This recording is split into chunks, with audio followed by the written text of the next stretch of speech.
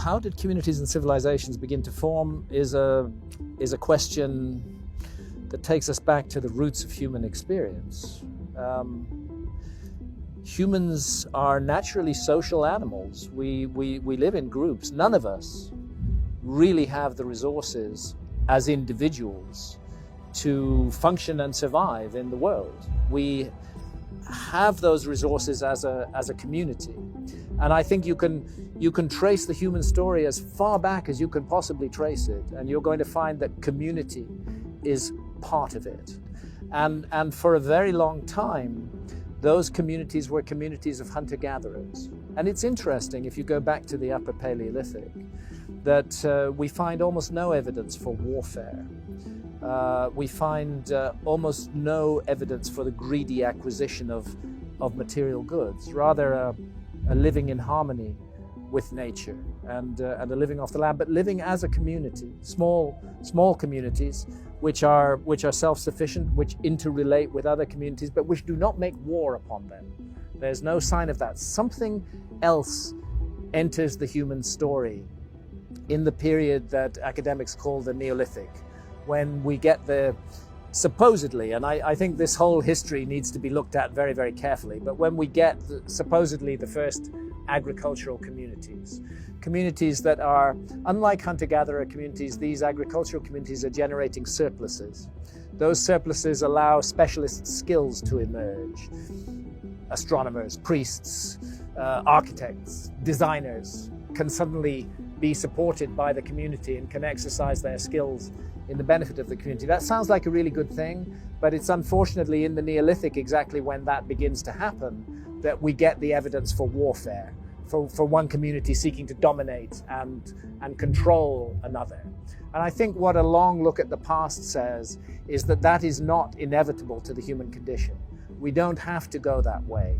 We can live in organized societies. We can benefit from large communities pooling their intelligence and their skills. We can benefit from all of that without becoming destructive and murderous. It's a matter of waking up and making the choice. Look, we're creatures of this planet.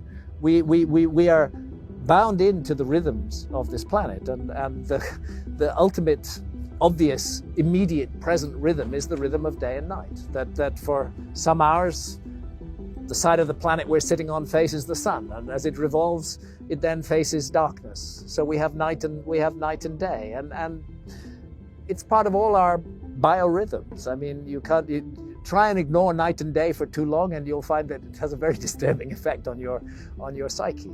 So I think we should never forget that we're creatures of the earth. We are part of this sacred realm, this gorgeous, beautiful garden of a planet, you know, this blue, lush, wondrous, beautiful planet that is floating like a bubble in space and preserving life. So of course we're part of the planet. We're not aliens here. We belong here. We emerged from this planet. We are, in a way, an important part of the consciousness of this planet. I'm not saying we're the only part. Consciousness is everywhere, but we're an important part of it. And because we have made ourselves so powerful, almost to the point where humanity has become a geological force, our consciousness and our behavior is a really important matter to consider if we're considering the future of the planet. So we should never forget, this planet is our home. We emerged from it. And this is, in my view, not an accidental process. It's a part of the whole universe coming awake. We are locked into the rhythms of this planet, whether it's night and day, whether it's the annual course of the Earth around the sun, which gives us the seasons. Beautifully and amazingly, the Earth is tilted on its axis at an angle of 23.5 degrees.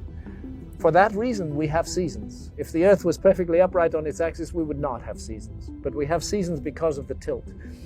It's almost as though the universe conspired to create a beautiful home for life. It's almost like it was a project to create a place where life could flourish, where consciousness could grow and consciousness could develop. We need to remember that we're part of the earth, we're part of the consciousness, of the earth, but we also need to remember that other forces are at work which seek to shut human consciousness down.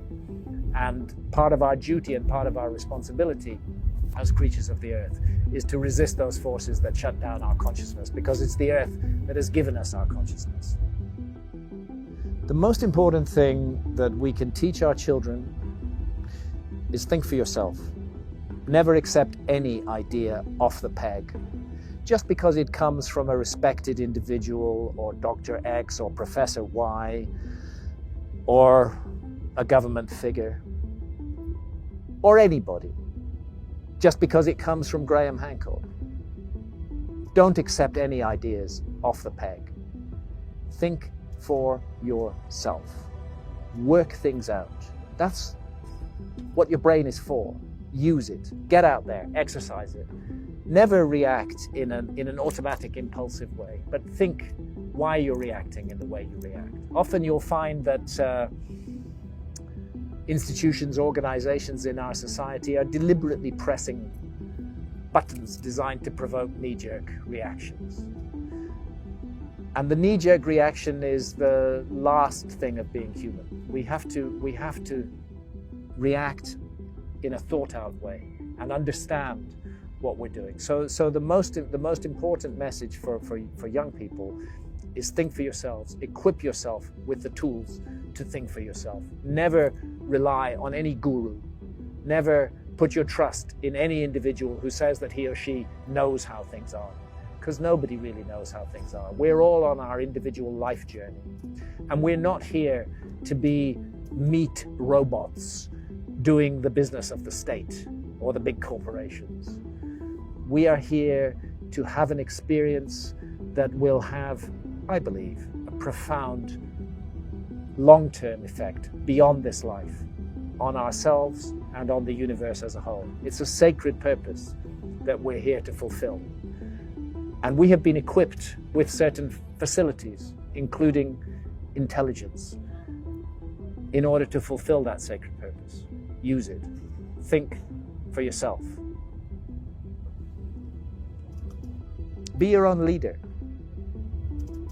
You don't need leaders. Why do we need leaders? Why do we need to be led? I've heard some say, oh, well, most people need leaders. Why do most people need leaders? We all have these huge brains. We all have this heart and this soul. What do we need to be led for? And when we look at the work of leaders over the centuries, over the millennia, there's very little in it that's good. Most of it's bad and harmful. Most of it's about the ego of the leader. I think that we're coming to a time in the human story when we need to dispense with leadership. We need to realize that we are our own guides and our own leaders. And if we do that, then the future will be much brighter than if we stay locked in the old paradigm of top-down control, structure, hierarchy, leadership and gurus. That's why we have to take that next step. You know, we have to detach ourselves from the existing order of things. The existing order of things is profoundly negative for the human spirit. There's nothing in it that's good as far as I can see. It's all bad. And it comes first from saying, I am a free individual. I am here to learn. I am here on a sacred journey. Nobody should get in the way of that. Nobody should tell me how to run my journey. I should run my journey myself.